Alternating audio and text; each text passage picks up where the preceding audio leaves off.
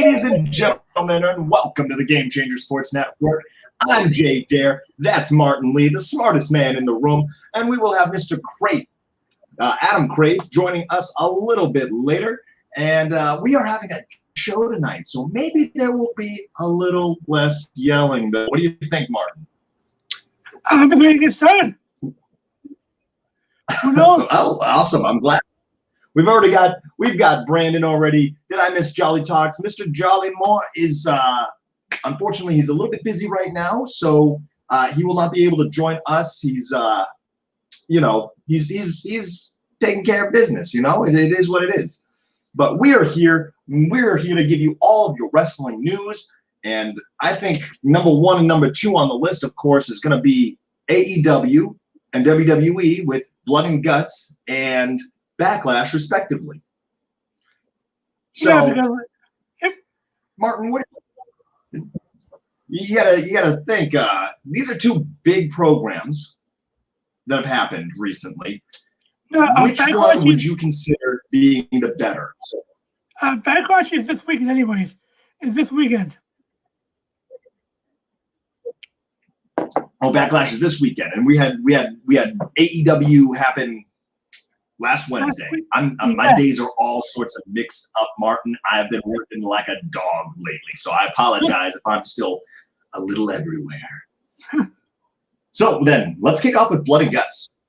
Let's do that, because that was something that was really banged into every wrestling fan over the past week.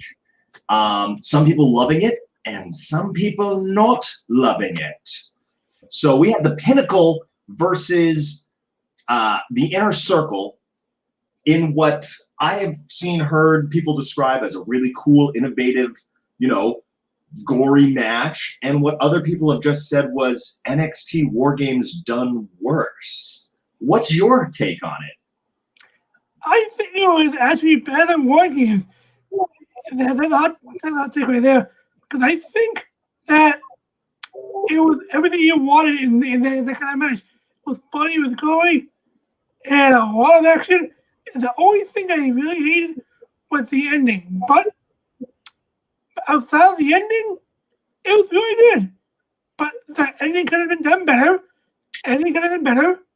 But yep. it was maybe due to the camera because they shot Jericho and they shot him going through concrete, and they should have just zoomed in at MJF and not at Jericho. Yeah, that ending. I've heard a lot of criticism for the ending, and at the same time, I can go ahead and admit camera angles weren't great. A lot of people are complaining. Basically, what happened at the ending was MJF shoves Jericho off the top of the cage, and he falls down onto the entrance ramp, and you can definitely see that he landed on a crash pad underneath him. A lot of people were going, "Oh, that's ridiculous. How could you show that? It's so fake," and blah, blah, blah. But we have to think, this is the company that not even a year ago, Martin, we were criticizing for how they handled the Matt Hardy-Sammy Guevara match, where Matt Hardy got injured, but on his own accord said, "I still want to fight. I want to finish the match," but it was very obviously he was not in the right to continue that match. And then we banged on it, Martin. We here over at Ringside was banging on it. Wrestler safety, wrestler safety, wrestler safety. AEW has a match where an ending is a big bump, and wrestling safety is the number one thing that they were trying to preserve, and then they get bashed for that. Look, I understand. Camera angles could have been better. The way that they pulled it off could have been a little bit better. But we can't have our cake and eat it in this situation. We can't go ahead and say, you've got to watch out for the wrestlers, and then go after them for looking out for their wrestlers, especially an aged one like Chris Jericho.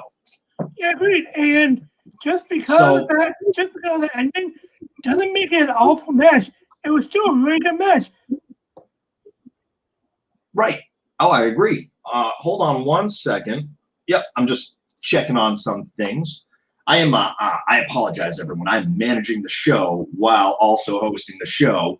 And as you can see, we're a couple of men short today. As I said, Jake is not going to be able to join us. Adam Craith saying that he's going to be able to join us in a few minutes, so that's going to be awesome. We'll get his hot take on AEW. Let's see. Can we actually call it AEW War Games? Like, is that legit? Can we actually do that? No, we can't do that. And speaking of Craith, ladies and gentlemen, welcome to the ring. Oh, he froze. You froze. uh, I didn't freeze. I Welcome to didn't the freeze. ring, ladies and gentlemen.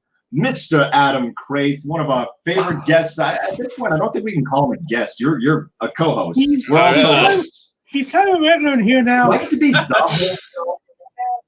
Yeah, I think you're the host, and we're yeah. The party. There it is.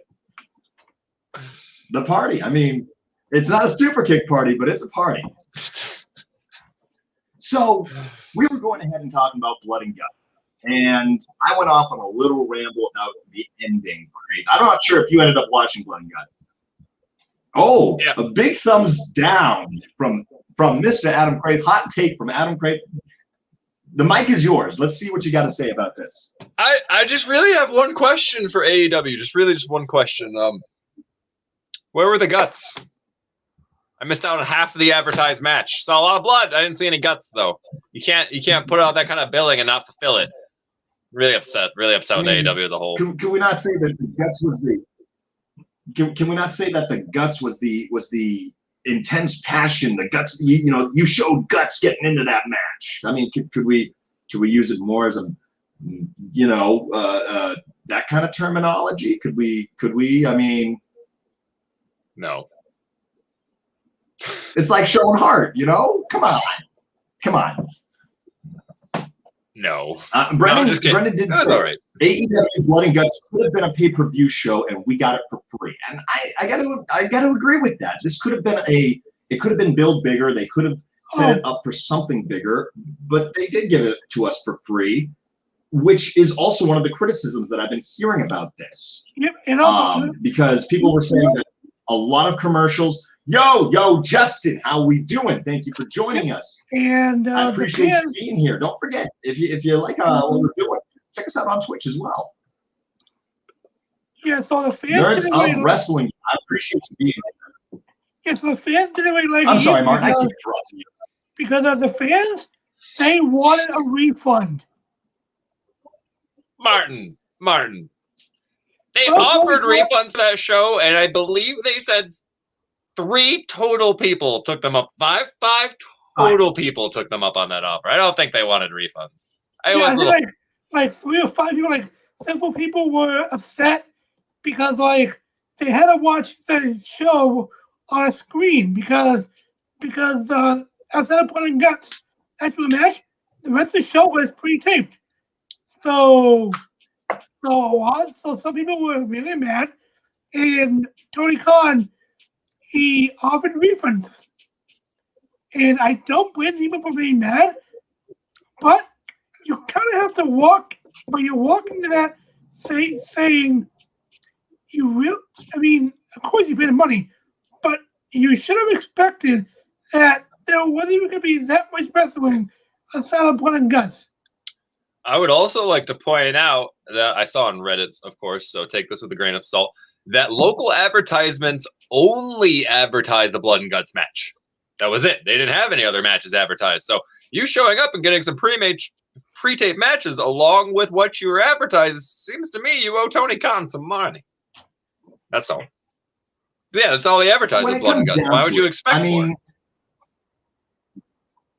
Right. But on top of that, I can understand going ahead and, you invite this crowd, these crowd, they pay tickets and everything. They still got a full show out of it. Despite it being a one match, they still got a full show out of it, even if you had to watch a lot of it on a screen, which is fine in my opinion. I think they did it the right way, because when you have to set up for a show like that, 2 rings, a steel cage, the whole 9, it does take a lot. I set up rings myself. It takes time. Even if you have a professional crew, 20 guys doing it, it still takes time. And for a live show, that would have been too much time. We would have had to wait a long time. And Brandon over here, AEW did a better War Game style match than WWE does. That's been the comparison. That has been the comparison. But is it a fair one? And I see, Craith, you're on. You're. Well, I guess I'm coming with the hot takes tonight. I don't think you can actually compare AEW's Blood and Guts to WWE War Games for the only fact that WWE is a public traded company and they have to worry about that kind of stuff, or AEW really doesn't. They really don't. They don't have to worry about what their stock price is going to be the next day or what their investors are going to say. They're not going to worry about that kind of stuff. They just don't. When it comes down to it, it comes down to the PG rating. And let's be fair, let's be clear that WWE. Sorry, Jay. It's all PG. Yeah, and they're perfectly happy with that. We need fire and passion on this show. Yeah, that's right. Love and energy. And yeah, like WWE, they don't try to be edgy anymore. Like they are very comfortable in their 4 kids time slot. Am I getting lag? Maybe getting lag. Hold on, guys. Yeah, this is weird. You're getting a lot of lag. You're getting a lot of lag. I'm not going to lie. You go for it. Goes, I love AEW. WWE knocks it out of the park. NXT has more leeway. And yes, I will give it that. NXT usually can get away with some bigger bumps until, usually until pay-per-view time.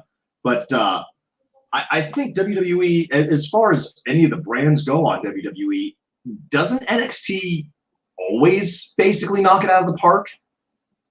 Comparatively to all the shows, all the brands. Yeah. So when we have NXT, WWE presents War Games via NXT, we expect them to knock it out of the park. It's become something that we are programmed into us because we expect quality wrestling on NXT, and we get it for the most part. We don't get, guys throwing tomatoes at Elias and things like that. Yeah, we don't get NXT programming. NXT actually cares of the tag team division. It has a tag team division. That's the other thing. I mean, but one of the things I would like to get Craith's take on is the ending bit of AEW Blood and Guts, because this is a big contentious point. This is a point where you've got the fan base divided. I've made my hot take on it. Craith, if I have to recap it for you, I have no problem doing it. But the Chris Jericho bump. Okay, I have had a while to think about this because it's everywhere on the internet. Everyone's talking about it. It is.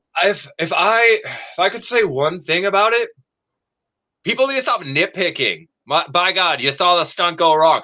Did anybody complain when we saw Shane McMahon's giant crash bag blow up? No, because we know it's a stunt and we know we want the guys to be safe. Sure, could they have had a camera cut to hide that better? Absolutely. Was it setting the wrestling business back 30 years? Absolutely not. 30 years?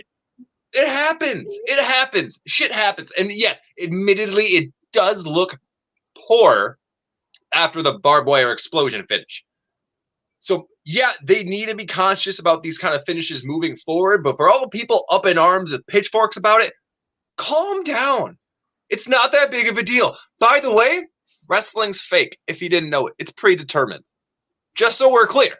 Whoa, right. Yeah, I'm sorry to blow everyone's mind here. It's all predetermined. Whoa! I thought it was real.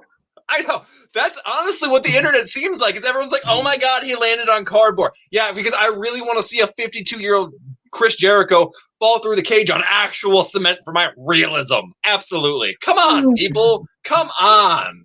Yeah, but now that Jericho is out, I think he has a father show coming up. So that's the perfect way to rent him out for a couple months. Right. And honestly, falling that far, that's gonna hurt regardless. I don't care if it's cardboard. You're gonna feel something. But really, this stunt's so bad. Shut up. Go do it. Let me see. It's awful. Wrestling is real. It's real fake. It's real fake. That's like when my mom used to tell me I was pretty ugly. It bothers me when people are like, "Oh, my realism." Like, I don't care about my realism when I'm watching the 100 and Octavia's. It doesn't matter. Any other TV show ever, nobody cares.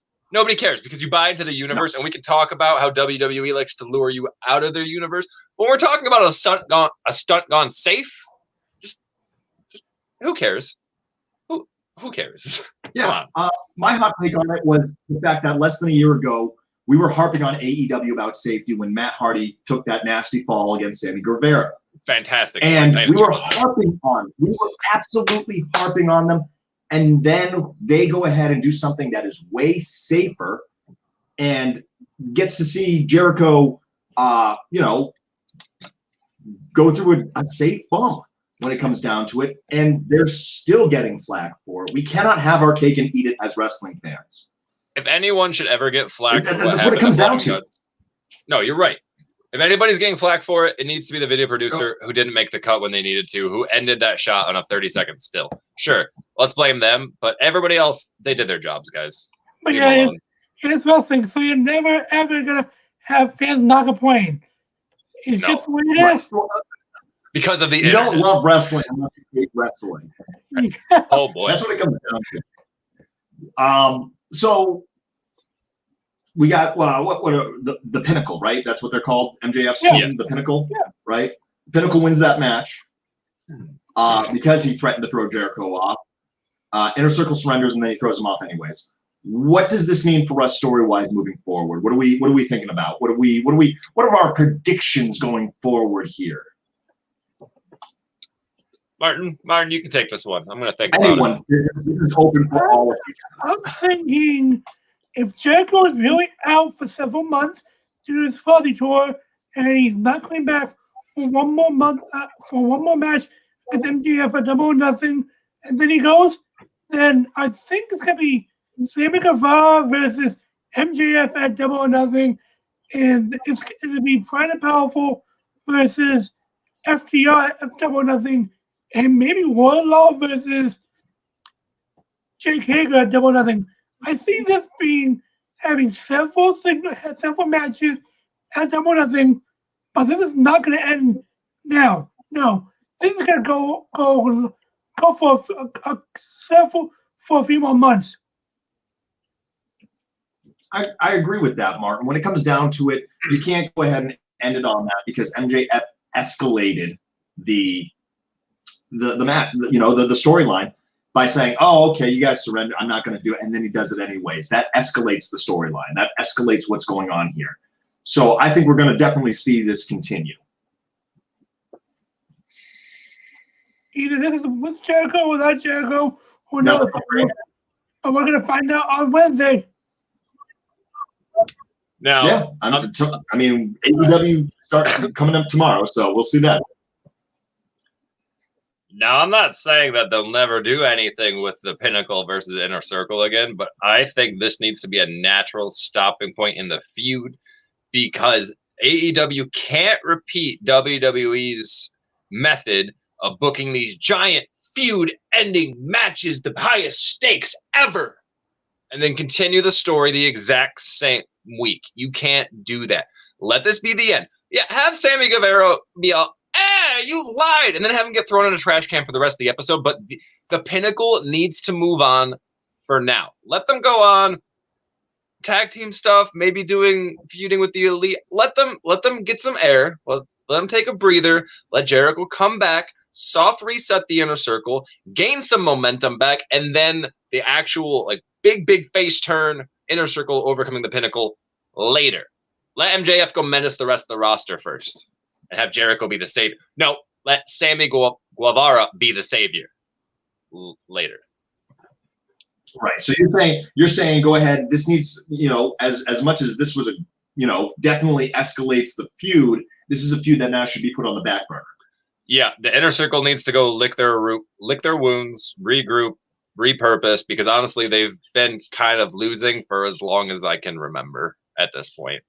There's no bite left in them since MJF turned. Yeah, I agree. We gotta get healthy. Yeah, I'm very surprised that the Pinnacle won because I was really expecting the Inner Circle to win that match. Going in, I was like, all right, the Inner Circle's going to win. But when I saw the Pinnacle winning, I was like, really? See, I almost feel like AEW Yeah, has. I like it. You know,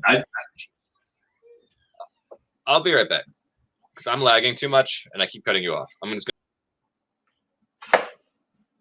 going back to what I was saying. I don't mind it when they go ahead and hit us with something that we're not expecting. That just shows good story.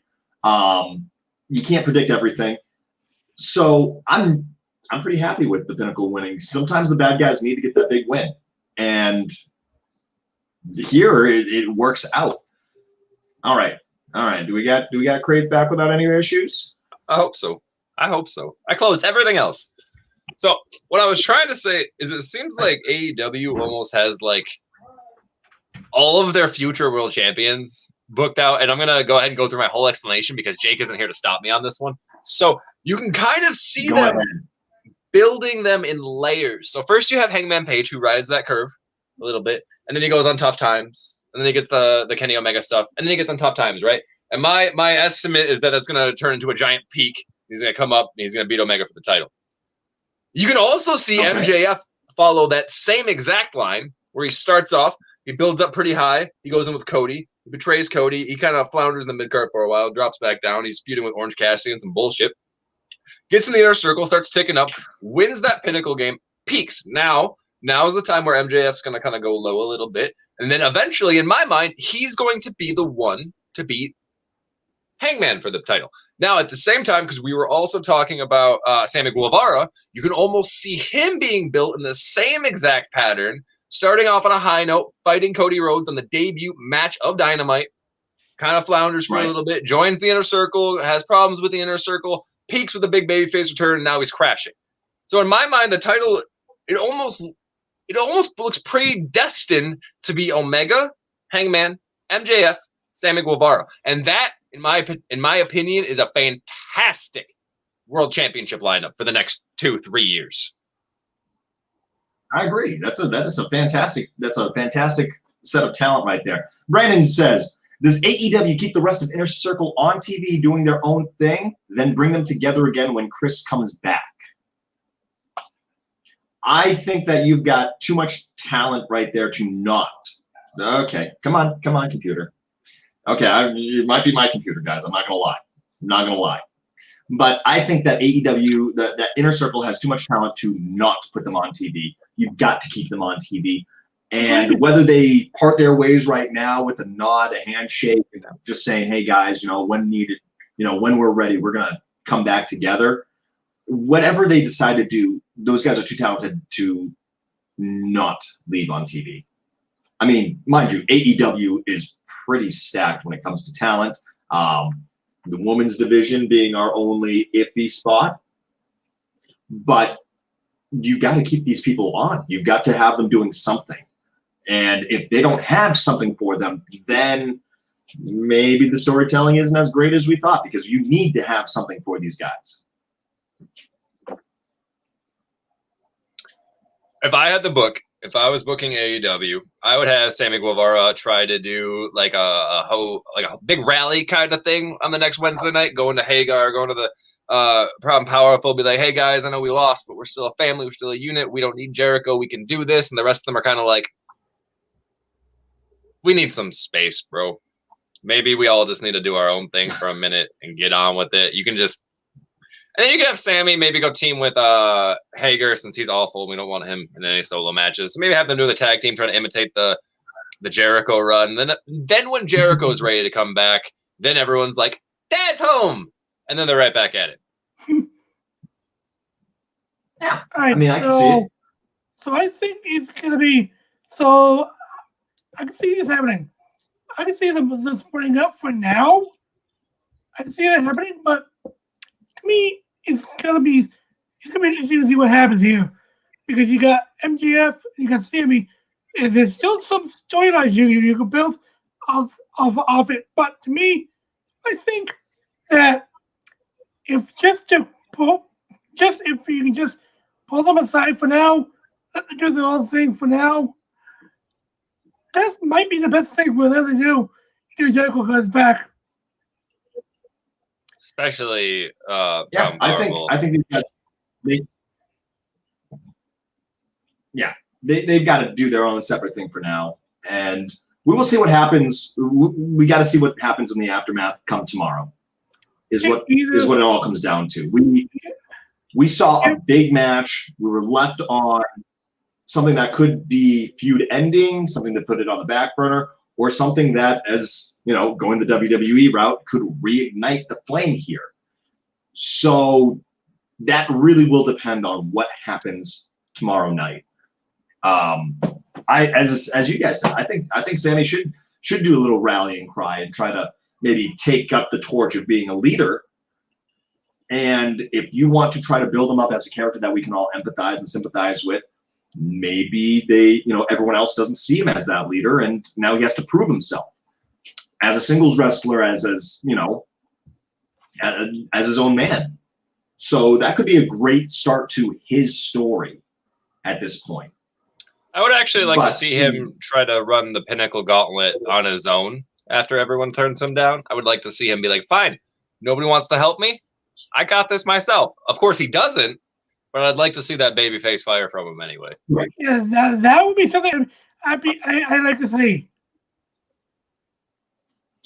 All right, well, we're about to switch gears here because WWE has to get covered, as much as we don't love doing that as much. But before we switch gears, ladies and gentlemen, game changers around the world, thank you so much for joining us tonight. We appreciate you joining us. We've got another 30 minutes to go in this show.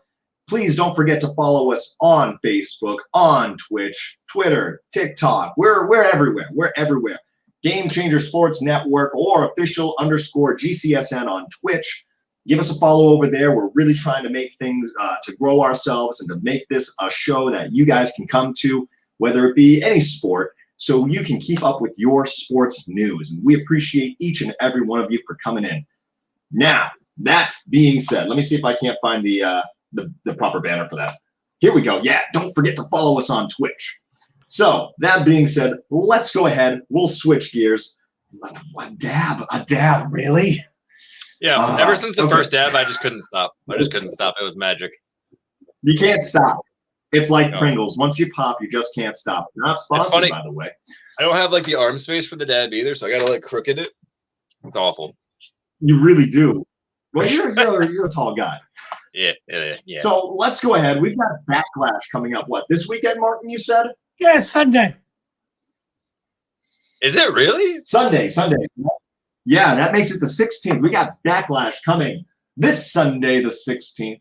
And I have not been able to keep up with much of the news on this. I will be honest with you guys. I have been working like a dog. It's just what I do. It's how we do that. So, what do you guys like? I've got the lineup pulled up here. If you want me to start going through the matches that they have lined up for Backlash, but before we get into that, do you guys have any feelings about what's going to be happening? This is the first pay-per-view since I just broke there since WrestleMania. It's just weird to me because usually the month after WrestleMania is still pretty hyped. They're not in their holding pattern yet. You got all your debuts and it's super exciting. But you guys know I don't watch the actual wrestling shows. I don't have cable, so I read all of them. And I've read every single show result since I've been on the show. And honest to God, I don't remember a single thing that happened on WWE television this week besides segments involving RK Bro. That's all that sticks with me anymore. That's it. RK, I love it. He's on a one-track mind with RK Bro. It's so amazing. It's like, because I'm with Crazy because nothing really interests me with WWE right now outside of really RK Bro. Because sure, they have Roman Reigns versus Cesaro, but we all know that Roman's going to win that one. We have Charlotte, who is coming back and getting put straight into the top picture. Hooray!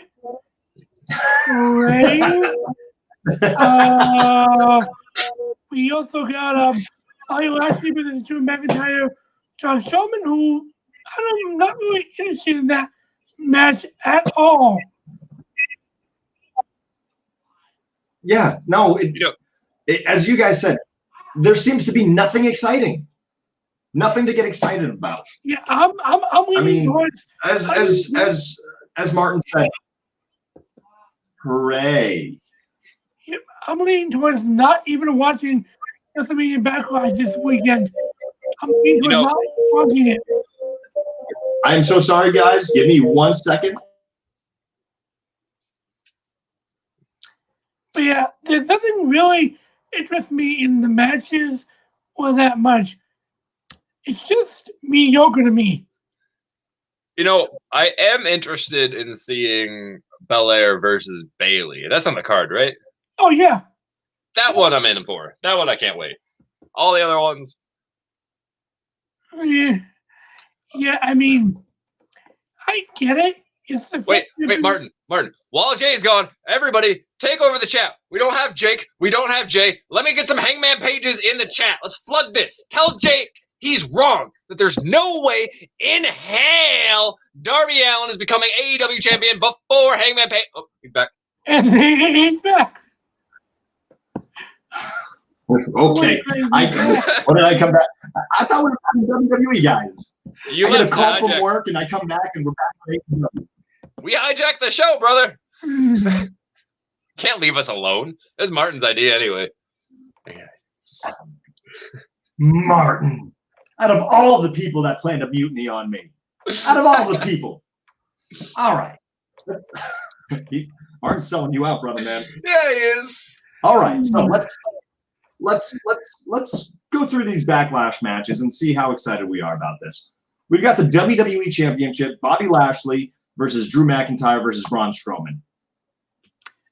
Bobby Lashley versus Drew McIntyre. I was excited about this. Yeah, I mean, but now it seems to be getting convoluted for no reason. No, there's a reason, and we all know the reason that Strowman's in that match. That's it. He said take the fall for Drew McIntyre. But as long as Drew McIntyre is away from the WWE title for right now, then I'm fine with it because I don't want him as WWE champion for a while. I can agree with that. I like Bobby Lashley. And by the way, thank you, Richard. I appreciate you being here. Much appreciated. Thank you so much for popping in.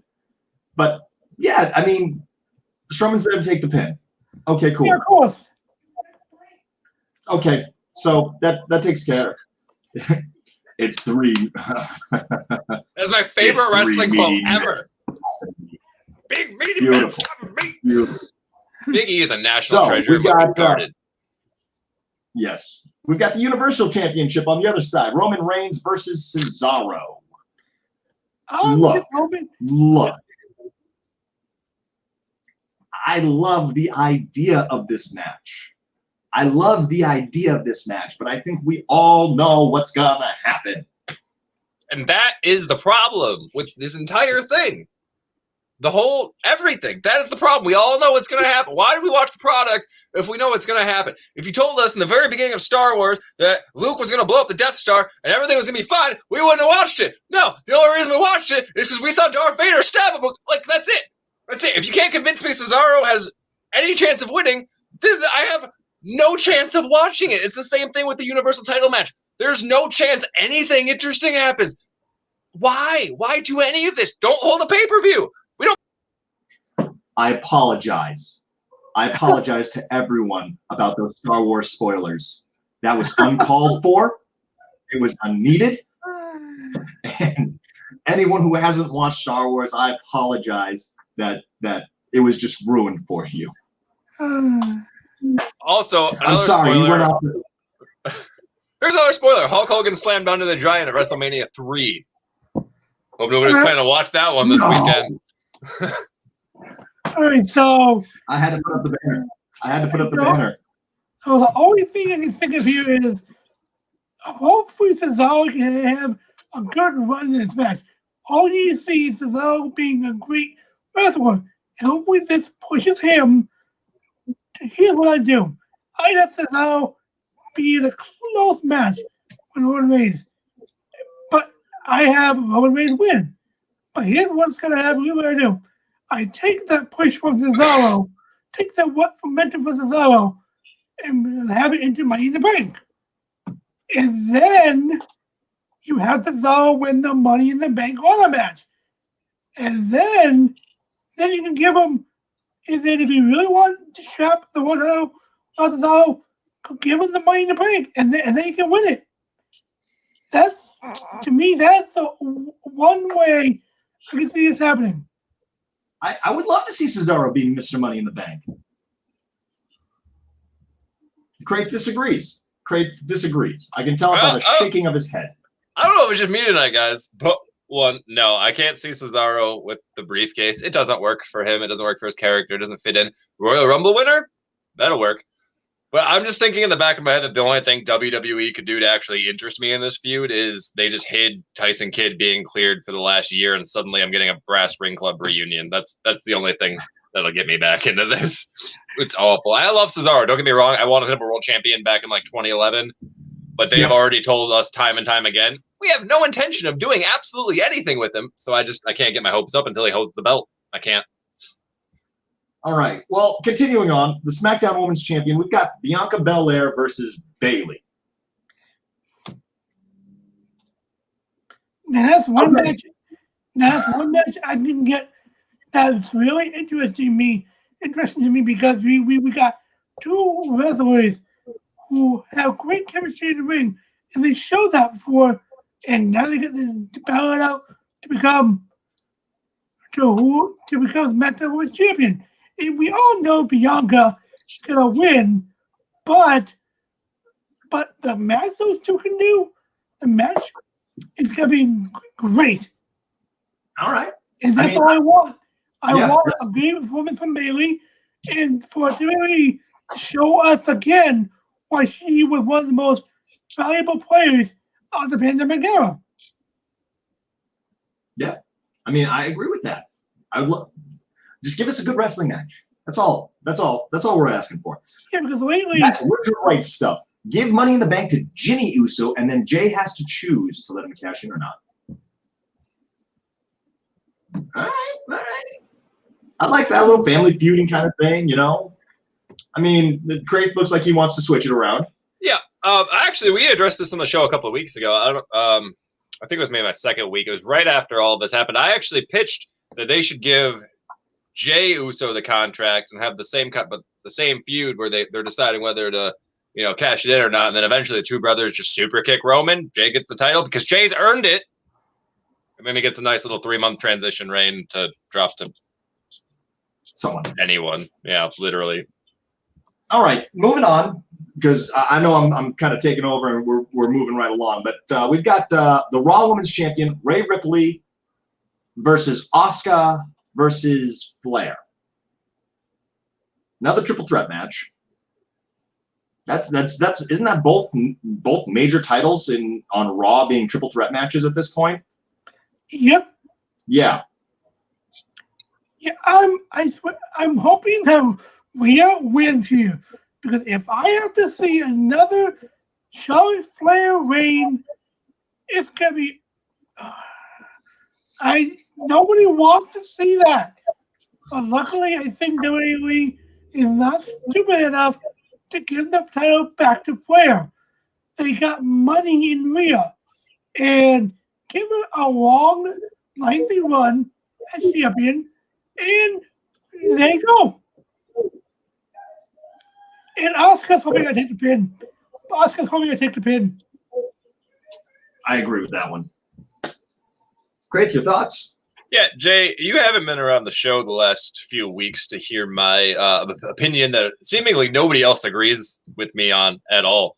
I don't think Charlotte gets very involved in this match. I think she gets taken out by Alexa Bliss maybe about halfway through, 3/4 of the way through, and I don't think she's involved in the finish whatsoever.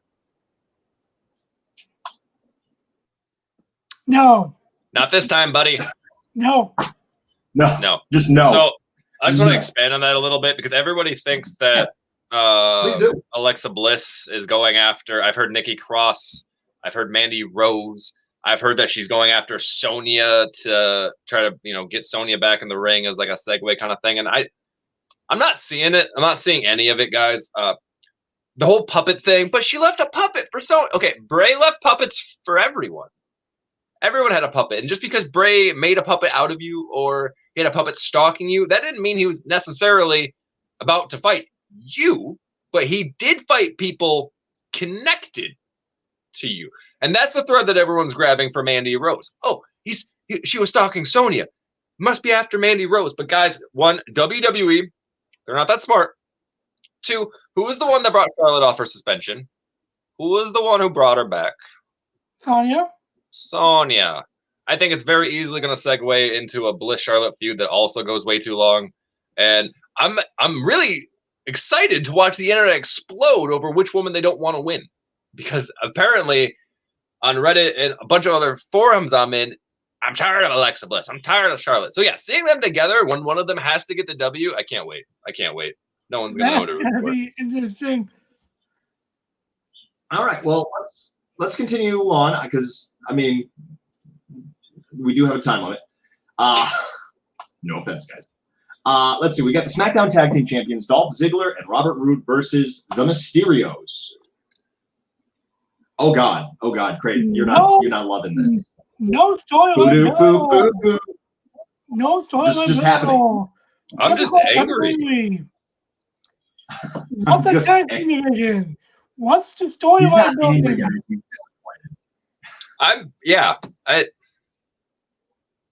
It's kind of like when a child has two choices, and one is obviously the correct choice, and the other is just inconvenient for everyone, and they choose the inconvenient one every time. If the plan is to get the titles on the Mysterios to make the quote-unquote first father-son tag team champions, which is not true, then why couldn't you just ran it at Mania like Ray wanted the Mania match with his son? No, you had to give it to him on SmackDown? That's awful. And if the plan is to have Roode and Ziggler retain, that's also awful because I regularly forget that they're actually champions. It's a no-win. It's a no-win. It's a no-win. Yeah, because if Mysterios win, there was no reason for them to lose 3 weeks ago. Like, it was pointless. Pointless. Yeah, I just forget that we were SmackDown Tag Team Champions because they never showcase it like ever. I mean, you have two talented wrestlers in a tag team, but you never show them like at all. But here's what I see happening. I see the Mysterios winning, but not right now. I see Dolph and Roode winning by cheating, and maybe at the next pay-per-view, Money in the Bank, or they can spell us out to SummerSlam and have have that be a good father-son moment in front of a crowd. But I need to see this ending at the next pay-per-view after Backlash. Yeah, it has no momentum. I don't think they should continue with any momentum afterwards. When it comes down to it, I believe the last confirmed match, according to what I have up here, is Damien Priest versus The Miz in a lumberjack match. This is just a match to put Priest over.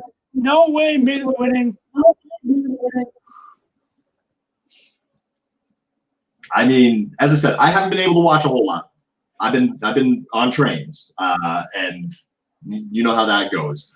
So, are we excited about this at all? Is there any stipulation that's like, besides a strap match, worse than a lumberjack match?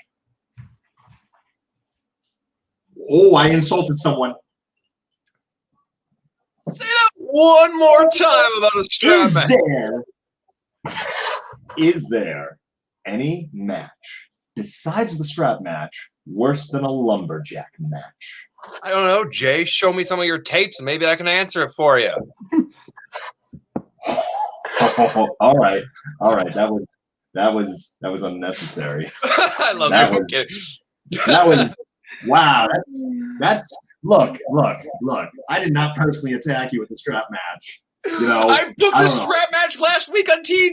What do you mean it wasn't a personal attack? Oh, okay. because that's exactly where I was going with that. No, strap matches on average are just very boring. Blindfold match is worse. He's right. Or the one-arm time behind your back matches. Or matches that aren't matches at all. Like, Richard's right. Richard, well played. But no. I mean, what is the point of a lumberjack match? Who knows? The only time a lumberjack match should be used is with two factions. That should basically be it for a lumberjack match. Yeah. Right. Two factions, it makes sense.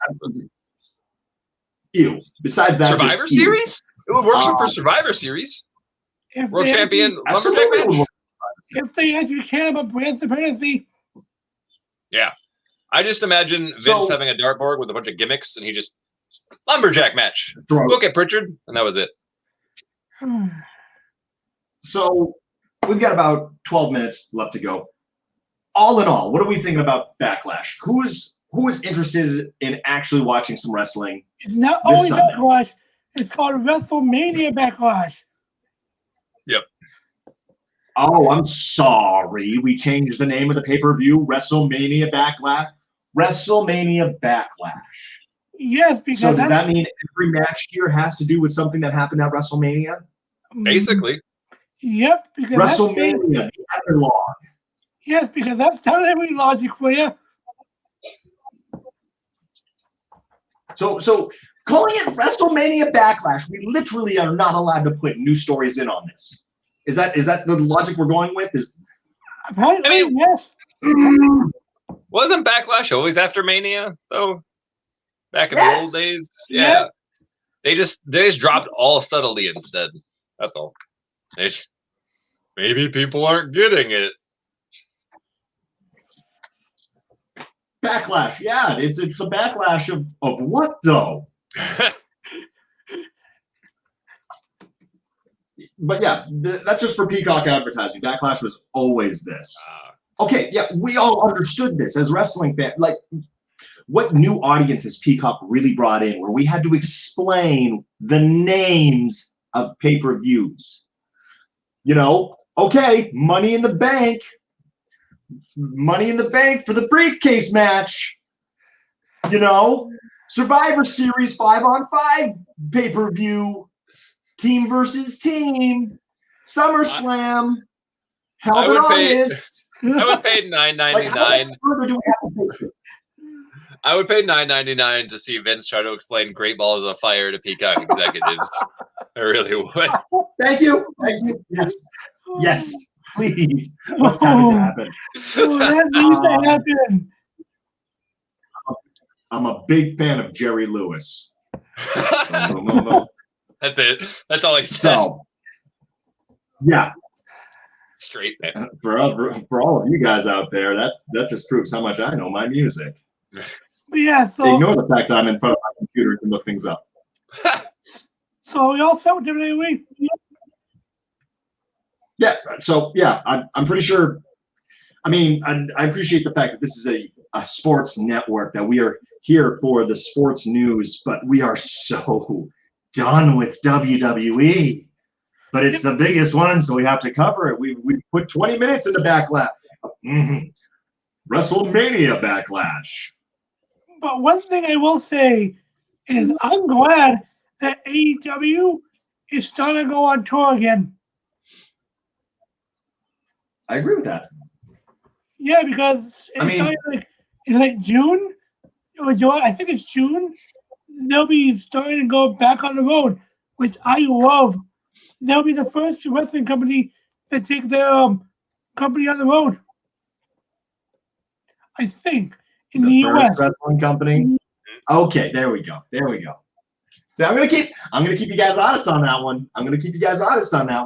Speaking of which, has anyone bothered covering New Japan since I've been gone? I've been throwing little tidbits in for the people while I can. Okay, so what have we covered? What do we need to tell the people? What information do I need to hit everyone with the New Japan Blitz? What's going on? What do we got to talk about? Tell us about Osprey. What's the deal over there? Because everything coming out of Japan right now is switchblade, switchblade, switchblade. So I want to hear about Osprey instead. What's going on with that? Okay, so at Wrestling Dontaku, and I apologize if I'm butchering the names of these, but I'm pretty sure that's how it's pronounced. Osprey defends the IWGP World Championship against Shingo Takage. Once again, I've said it before on this show. I have said it before on the show. I have said it before on this show. Yes, I went ahead and did the zoom up because that's how much it needs to be said. When it comes down to it, William Osprey versus Shingo Takage is a match you must watch. I don't care which one you watch. Best of the Super Juniors, the G1. I believe they fought each other. Like, I don't know how many times they fought each other, but they've had a string of singles matches, and they are just instant classics. Instant classics. I have not been able to go back and watch Wrestling Dontaku, but it was already written out saying they had a classic match. And I'm willing to take that off of hearsay, knowing these two guys in the ring together. Will Osprey won? I'm not surprised. He's won the last 2 or 3 meetings against Shingo. I think it's like 3-1 right now as far as singles competition goes between the two of them. I'm not surprised, but it is always, always, always a great match. Is he still an awful human? I don't. That's not the news I follow. I follow purely wrestling stuff. I was actually trying to look that up for you real quick, Richard, and the general consensus seems in the middle still. Yeah, I do my best. I keep up with the wrestling news as far as what's going on storyline wise and all things like that. These guys keep me on track with everything else. But when it comes to pure wrestling in the ring, these matches are must-watch matches. That being said, as far as New Japan also goes, there was two people came back with positive COVID tests, which they've had to delay and shut down some shows since then. So New Japan, I don't think, has been active since the 4th. So they're letting things kind of simmer down, see what happens, do all their testing, do their due diligence. But since wrestling has been back, this is the first time that they've had confirmed cases on the roster. Now, New Japan is very hush-hush when it comes to injuries and things like that. So I don't have names. I don't know who it was.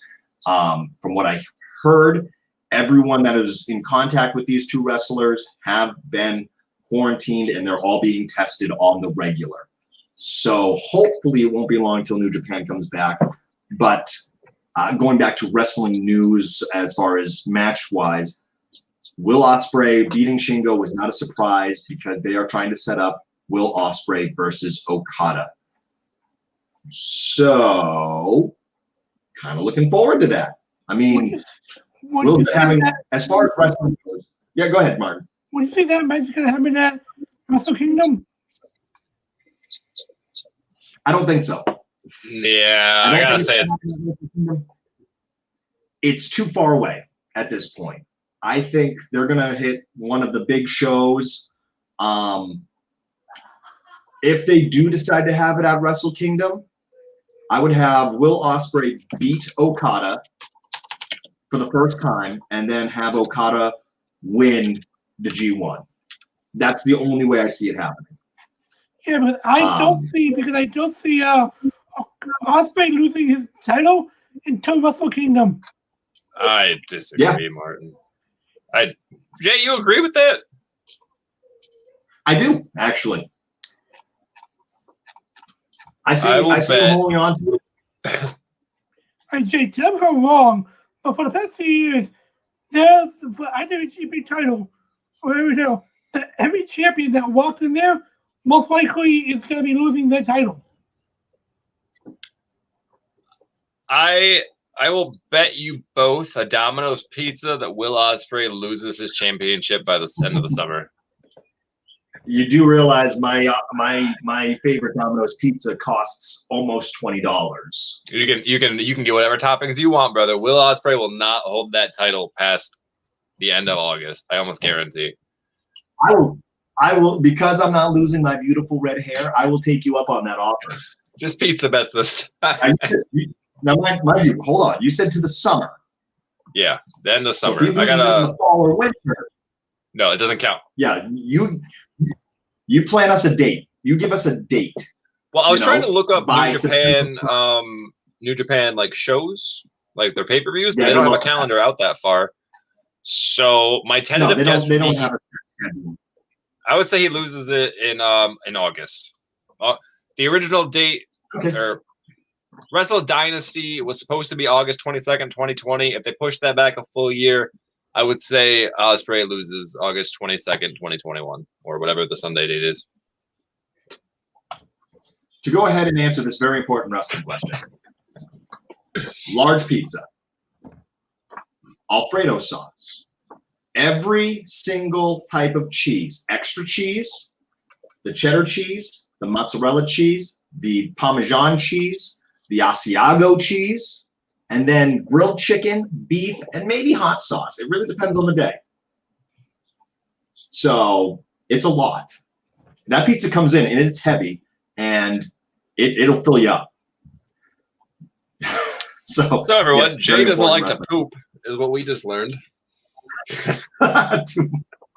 Too much cheese. Never enough cheese. Look, when the toilet paper shortage of 2020 came around, everyone was buying toilet paper. I bought blocks of cheese. I was going to outweight them. That was my plan. This is what the show has become, ladies and gentlemen. We've got a minute and 20 seconds left. So, ladies and gentlemen, I want to go ahead and personally thank everyone. This is what we've done. This is what we are now. But okay, let me try that outro one more time. Ladies and gentlemen, thank you for joining us here on the Game Changer Sports Network. I appreciate you following us wherever you happen to be viewing us, whether it be Twitch, Facebook, YouTube, wherever. We appreciate it. Right now, we're trying to move a lot of our fan base onto a single streaming unit over onto Twitch. And so if you can give us a like, a follow there, we much appreciate it. Besides that, you can catch us on almost every social media. And don't forget to check out the website, GameChangerSportsNetwork.com, where we usually put up all these videos. You can catch up on all the other sports articles that we write, baseball, football, curling. Eventually, I'm going to get onto that. That's going to be on me. I'm going to start covering some of these weirder sports and everything. But when it comes down to it, any support that you guys show us is much appreciated. And for the Ringside Roundup, I am Jay Dare, Mr. Martin Lee, the smartest man in the room, and Adam Craith. You can check us out on our own personal Twitch and all that. It's all in the description. But thank you for joining us, and have a fantastic night. Gentlemen, later, guys. Yeah. Take care. Oh, Jay yeeted. Jay said bye. Are you still alive? Oh, we're still alive. What's up, everybody? It's the Craith and Martin Show. How you doing? All right, so today we're going to talk about Aleister Black. So, Martin, you want to start us off? Jay, you know we're still live, right?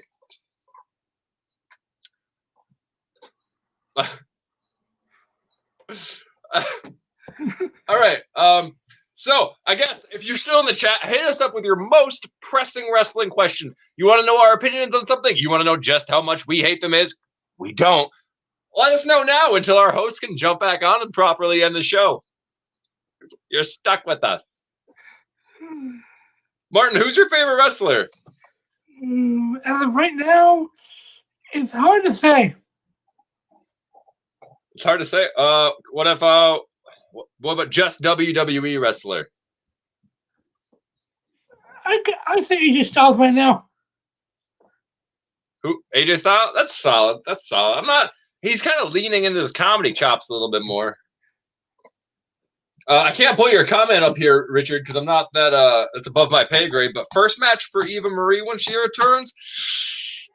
I don't know. It's gonna be Natalya, right? Like it's always everyone's first match, Natalya. But honestly, I want to see Eva Marie versus Carmella. And welcome back, of the show, Jade Air. I clicked leave studio instead of end broadcast. Ladies and gentlemen, welcome back to the Game Changer Sports Network, where you're getting an extra few minutes, apparently. Thank you, Craith, for reminding me that we were still live, because I just clicked leave studio. Oh, we held it down. We held it down. We did good. We did a great 2.5 minute show. Craith and Martin's show. We gotta trademark that.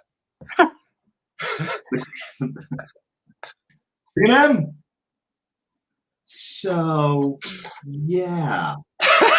I mean, legitimately, I've got nothing else to do because I got called into work, so I'm good for the next hour and a half. It's a super show.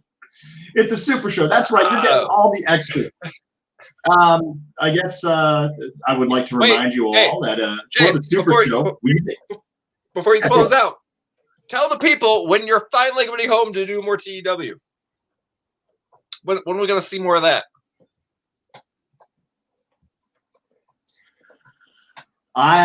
We might not be able to continue TEW this week because I am completely on call for the rest of the week. Next week, I will have a hold down on a vacation. So whatever the person's usual schedule is for next week, I will be covering those specific days. So next week for sure. But as it goes right now, I'm back on call for this week. After that, who knows what happens. So if you guys missed the last TEW show, we ended off with a very huge cliffhanger. After Jake stole Beth Phoenix from the commentary booth and turned her into a wrestler because he's played the game before, I asked Jay to open up a partnership between PCW and Flagship where we can share wrestlers between one another. So if you want to know Jay's answer to my question, make sure you tune in to the next one.